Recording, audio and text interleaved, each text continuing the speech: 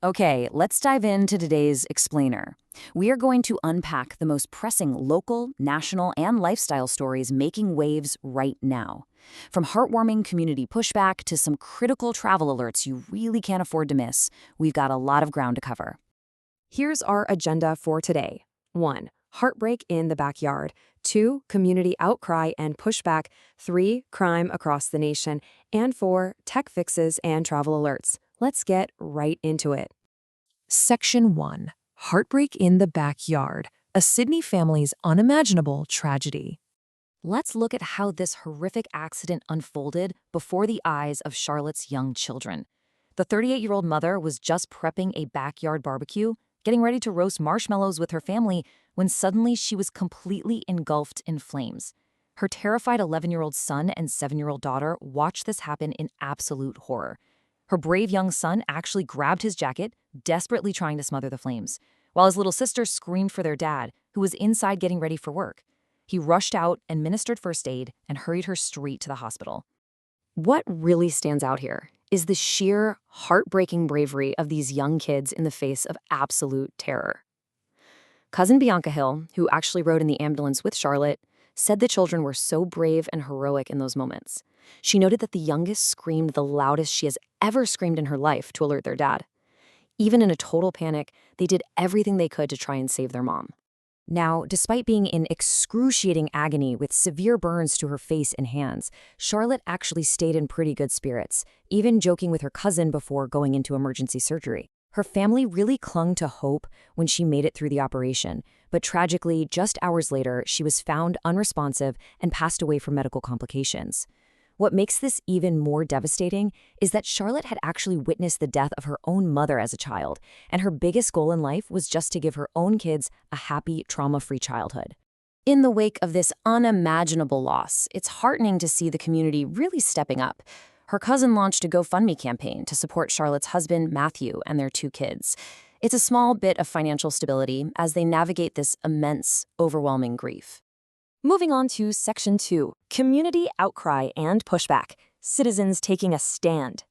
Take a look at this stark contrast. This is a classic David versus Goliath scenario unfolding right now in Mount Barker, South Australia. On one side, you have the state government planning to build a massive $61 million school on seized land. And right on the other side, the beloved, family-run Walk the Duck restaurant. The owners say they were completely blinded by these demolition plans with absolutely no prior consultation. But here is the crucial takeaway. Community pressure actually works.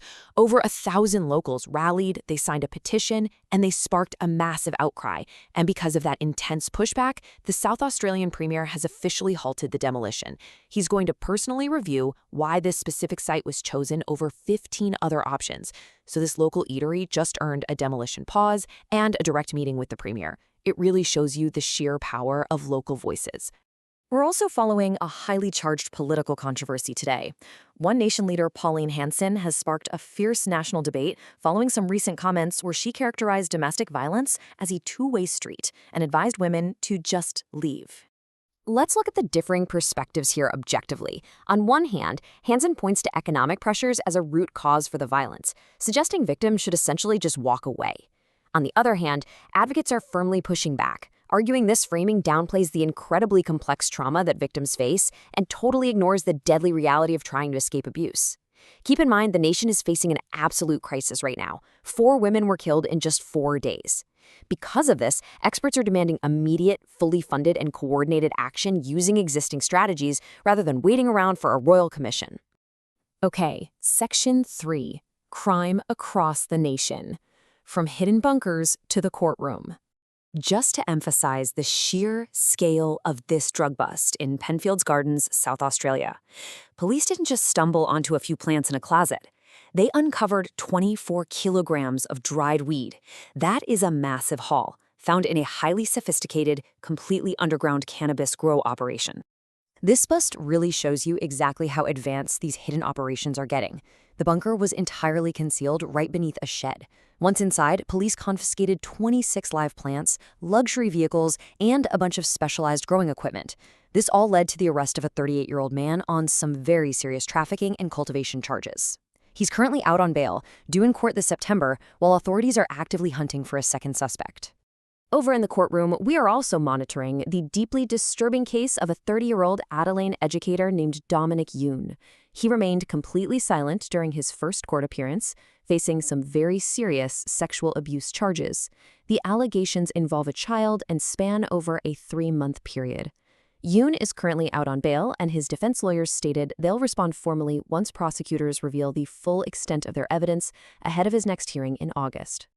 Let's wrap up with Section 4, Tech Fixes and Travel Alerts, practical updates for your daily life. If your phone keeps inexplicably logging you out of websites today, trust me, you are not alone. The Facebook app's built-in browser is dealing with a major glitch where it sends cookieless requests, which basically makes sites instantly forget who you are. Here's exactly how to bypass it. Step 1, stop using the Facebook app to read articles. Step 2, force those links to open in your phone's default main browser instead, like Safari or Chrome. And step 3, from there, you can easily tweak your cookie settings to strike the perfect balance between privacy and a functional browsing experience. It's an easy fix. Now, if you're flying through the Middle East anytime soon, you need to pay close attention to these escalating red alerts.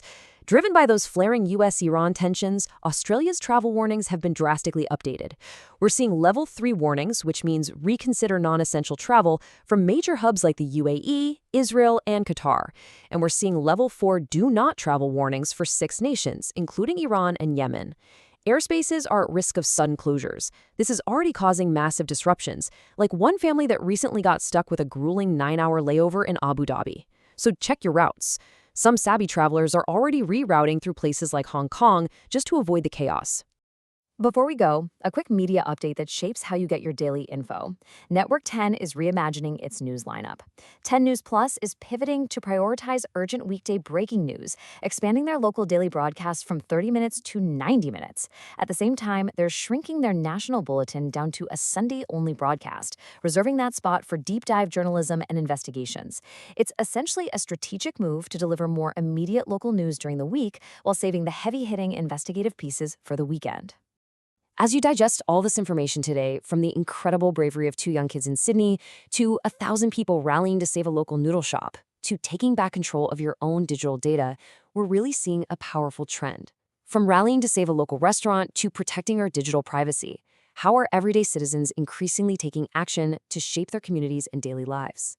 Think about what you could do in your own backyard today. Thanks for joining me on This Explainer, and stay curious.